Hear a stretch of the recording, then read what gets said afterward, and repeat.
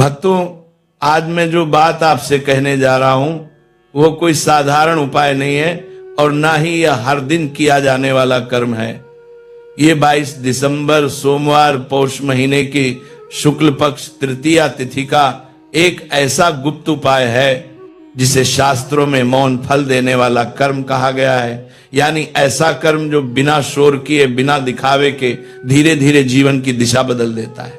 बहुत से लोग जीवन में मेहनत करते हैं, पूजा करते हैं, व्रत रखते हैं, लेकिन फिर भी धन रुक जाता है, सुख टिकता नहीं और मनोकामनाएं अधूरी रह जाती हैं। इसका कारण अक्सर ये नहीं होता कि व्यक्ति गलत है, बल्कि यह होता है कि सही समय पर सही उपाय नहीं हुआ।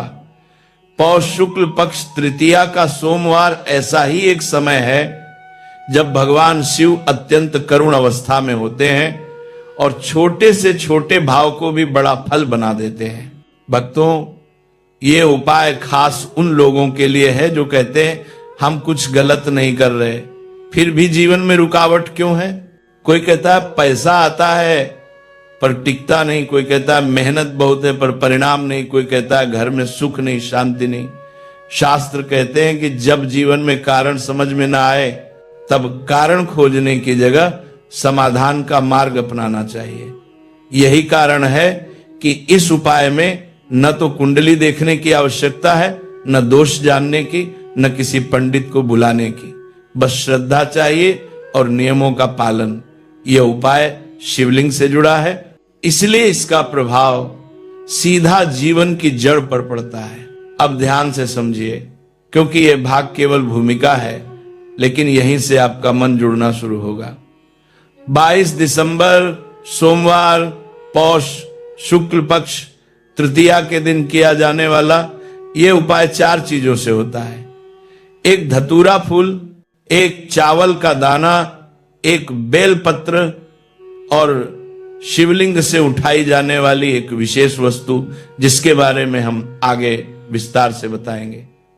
ये चारों चीज ने देखने में साधारण लगती हैं, लेकिन शास्त्रों में इनका अर्थ बहुत गहरा है। धतूरा त्याग का प्रतीक है, चावल अन्न और स्थिर धन का संकेत है, बेलपत्र जीवन की शुद्धता और शिव कृपा का माध्यम है, और शिवलिंग से उठाई जाने वाली वस्तु कर्मों के बंधन को काटने का संकेत देती है। भक्तों, यह उपाय घर के सभी लोगों को करने की आवश्यकता नहीं है। घर का कोई एक मुख्य व्यक्ति, चाहे माता, बहन, पिता या घर का कोई बड़ा सदस्य, अगर यह उपाय सही विधि से कर लेता है तो उसका प्रभाव पूरे परिवार पर पड़ता है। क्योंकि शास्त्र कहते हैं कि जब एक दीपक जलता है तो पूरा कमरा उजाला हो जाता है। इसी तरह जब घर का एक व्यक्ति सही समय पर सही भाव से शिव को अर्पण करता है तो पूरा घर उस पुण्य में सहभागी बन जाता है। इस उपाय का उद्देश्य केवल धन पाना नहीं है, बल्कि धन के साथ साथ सुख, स्थिरता और शांति लाना है, ताकि जो मिले वह टिके भी। ये एक प्रक्रिया है जो धीरे धीरे काम करती है। पहले रुकावटें कम होती हैं, फिर रास्ते खुलते हैं, फिर अवसर आते हैं और अंत में फल मिलता है। बहुत से लोग बीच में ही कह देते हैं कि कुछ हुआ नहीं, लेकिन शास्त्र कहते हैं कि शिव का कार्य हमेशा मौन में होता है। जो दिखता नहीं वही स्थायी होता है। भक्तों, जरा सी लापरवाही पूरे उपाय के प्रभाव को कम कर सकती है, इसलिए ध्यान से सुनिए। 22 दिसंबर सोमवार पौष शुक्ल पक्ष तृतीया का यह उपाय दिन में केवल एक ही बार किया जाता है। इसे बार बार दोहराने की आवश्यकता नहीं है और न ही एक से अधिक लोग इसे एक ही घर में एक साथ करें। शास्त्र स्पष्ट कहते हैं कि ऐसे गुप्त शिव उपायों में एक भाव, एक हाथ, एक समय का नियम होता है। यानी घर से कोई एक ही व्यक्ति पूरे मन और शुद्ध भाव से इस उपाय को करे, यही पर्याप्त है। अब बात करते हैं समय की। इस उपाय के लिए 2 समय श्रेष्ठ माने गए हैं। पहला सुबह का शांत समय और दूसरा शाम का प्रदोष काल। अगर आप सुबह करते हैं तो स्नान करके शुद्ध वस्त्र पहनकर सूर्योदय के बाद से लेकर लगभग 10-30 बजे तक यह उपाय कर सकते हैं। लेकिन अगर आप शाम को करते हैं तो ध्यान रखिए कि सोमवार का प्रदोष काल है, जो भगवान शिव को अत्यंत प्रिय होता है। शाम लगभग 6 बजे से 7 बजे के बीच किया गया उपाय विशेष फल देता है। अगर किसी कारणवश ठीक इसी समय न हो पाए तो भी रात 8 बजे तक किया गया उपाय निष्फल नहीं होता। लेकिन कोशिश यही रखें कि प्रदोष काल न छूटे। अब समझिए कौन व्यक्ति इस उपाय को करे। घर की माता, बहन, पत्नी या कोई भी बड़ी स्त्री यदि ये उपाय करती है तो उसका प्रभाव जल्दी दिखाई देता है, क्योंकि शास्त्रों में स्त्री को गृहलक्ष्मी कहा गया है। और जब गृहलक्ष्मी शिव को अर्पण करती है तो घर का भाग्य भी साथ में अर्पित हो जाता है। लेकिन अगर घर में कोई स्त्री उपलब्ध न हो या किसी कारणवश वह यह उपाय न कर पाए तो घर का कोई बड़ा पुरुष, पिता, बड़ा भाई या स्वयं गृहस्वामी भी यह उपाय कर सकता है। यहां पात्रता लिंग से नहीं, भाव और जिम्मेदारी से तय होती है। अब आते हैं तैयारी पर, क्योंकि यही वह स्थान है जहां अधिकतर लोग गलती कर बैठते हैं। इस उपाय में जल्दबाजी नहीं करनी है। जिस दिन यह उपाय करना हो उस दिन अनावश्यक झगड़ा, कटुवाणी और नकारात्मक सोच से खुद को दूर रखें। अगर संभव हो तो मन में इतना संकल्प जरूर लें, मैं ये उपाय दिखावे के लिए नहीं बल्कि जीवन की शुद्धता और स्थिरता के लिए कर रहा हूं। यही संकल्प इस उपाय की पहली सीढ़ी है। उपाय से पहले आपको 4 चीजें तैयार रखनी है। एक धतूरा फूल, एक चावल का दाना, एक बेलपत्र और मन को शांत रखने के लिए थोड़ा सा धैर्य। धतूरा शिव को प्रिय है, लेकिन इसे कभी तोड़ते समय या खरीदते समय मन में भय या हंसी मजाक न रखें। यह त्याग का प्रतीक है, इसलिए इसे सम्मान के साथ रखें। चावल का दाना साबुत होना चाहिए, टूटा हुआ नहीं, क्योंकि टूटा दाना अधूरे फल का संकेत माना जाता है। बेलपत्र साफ और बिना कटे फट्टे का लें, क्योंकि यह जीवन की शुद्ध धारा का प्रतीक है। अब सबसे महत्वपूर्ण बात जिसे हम जानबूझकर इस भाग में बता रहे हैं, शिवलिंग से उठाई जाने वाली वस्तु। भक्तों, यह कोई पत्थर, मिट्टी या फूल नहीं है जैसा लोग अंदाजा लगाते हैं। यह एक ऐसी वस्तु है जिसे हर कोई रोज देखता है लेकिन उसका अर्थ नहीं समझता।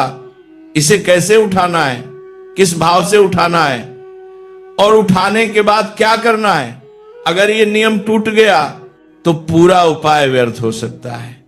इसलिए इसे मैं अगले भाग में बहुत स्पष्ट और सरल भाषा में समझाऊंगा, ताकि कोई भ्रम न रहे और कोई भी अन्न जाने में गलती न कर बैठे।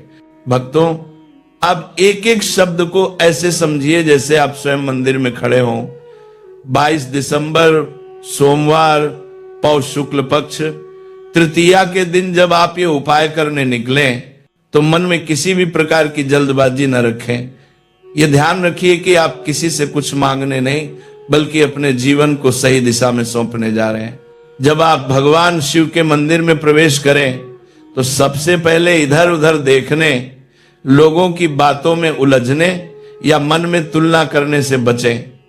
मंदिर में कदम रखते ही मन इतना ही कहें, हे महादेव, मैं दिखावे नहीं समाधान की भावना से आया हूं। इसके बाद सीधे शिवलिंग के दर्शन करें और वहीं खड़े होकर एक गहरी सांस लें।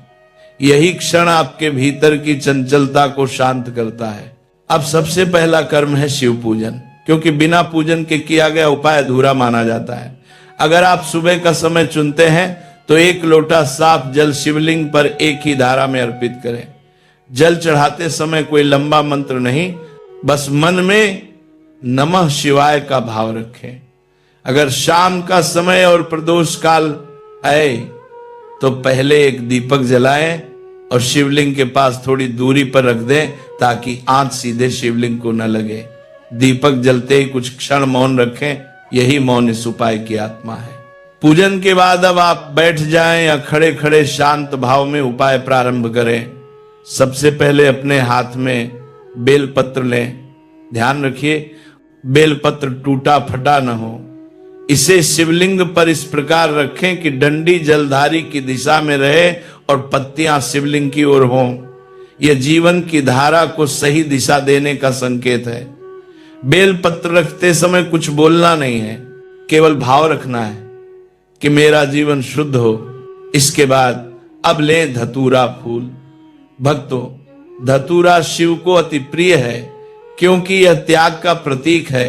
धतूरा को शिवलिंग पर अर्पित करते समय मन में यह भाव रखें कि हे महादेव, मैं अपने अहंकार और अधैर्य का त्याग करता हूं। धतूरा रखते ही कुछ क्षण रुकिए, जल्दी मत कीजिए, यह रुकना बहुत महत्वपूर्ण है।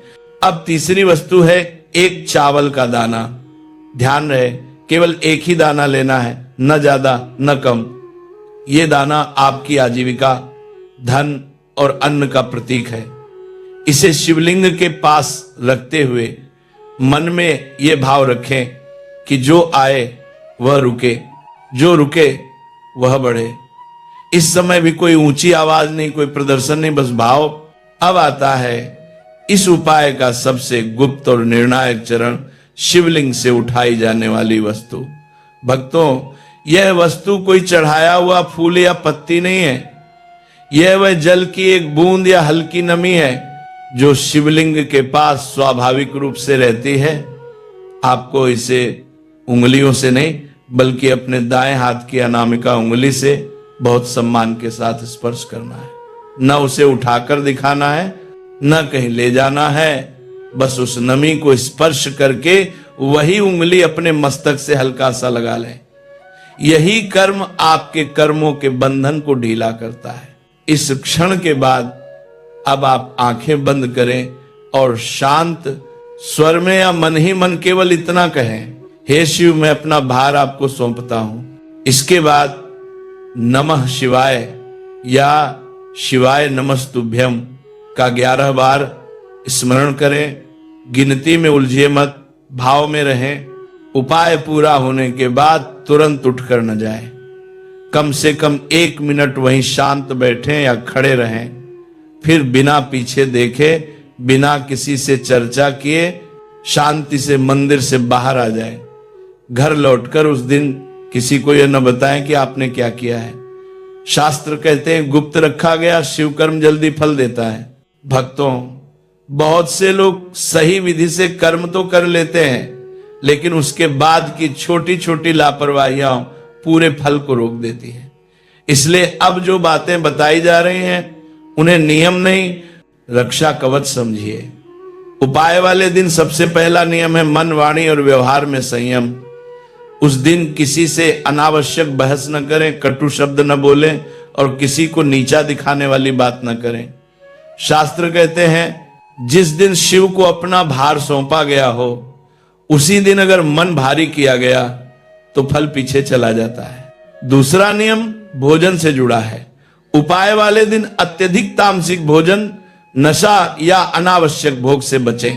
यह आवश्यक नहीं कि आप उपवास ही करें, लेकिन इतना ध्यान रखें कि भोजन सादा, सीमित और शांत मन से किया जाए। खाते समय मन में यह भाव रहे कि जो मिला है वह शिव की कृपा है। यही भाव धन और अन्न दोनों को स्थिर करता है। रात को सोने से पहले मोबाइल या शोर शराबे से दूर रहना भी इस उपाय को मजबूत बनाता है, क्योंकि शिव का कार्य मौन में होता है। तीसरा और सबसे महत्वपूर्ण नियम, किसी को यह न बताना कि आपने क्या उपाय किया है। भक्तों, ये बात बार बार इसलिए कही जाती है क्योंकि अनुभव से सिद्ध है कि गुप्त रखा गया शिव कर्म सबसे तेज फल देता है। अगर कोई पूछे भी कि आप मंदिर क्यों गए थे, तो बस इतना कह दीजिए दर्शन करने। उपाय की चर्चा, सामग्री की चर्चा, विधि की चर्चा, इन सब से बचें। याद रखिए, बीज मिट्टी के भीतर ही अंकुरित होता है, बाहर दिखाने से वह सूख जाता है। अब बात करते हैं पहले संकेतों की, क्योंकि हर कोई जानना चाहता है कि उसे कैसे पता चले कि उपाय ने काम करना शुरू कर दिया है। भक्तों, शिव संकेत शोर मचाकर नहीं देते। पहला संकेत बाहर नहीं, भीतर दिखाई देता है। मन थोड़ा हल्का लगने लगता है, बिना कारण की बेचैनी कम होने लगती है, और जो बातें पहले बहुत उलझी हुई लगती थी वे धीरे धीरे साफ दिखने लगती है। कई लोगों को नींद बेहतर होने लगती है, या सुबह उठते समय मन पहले से शांत लगता है, यह भी एक संकेत है। दूसरा संकेत जीवन की परिस्थितियों में आता है। अचानक छोटे छोटे रास्ते खुलने लगते हैं, कहीं अटका हुआ पैसा थोड़ा सा होकर भी वापस आता दिखे, कोई पुराना संपर्क अचानक काम का हो जाए,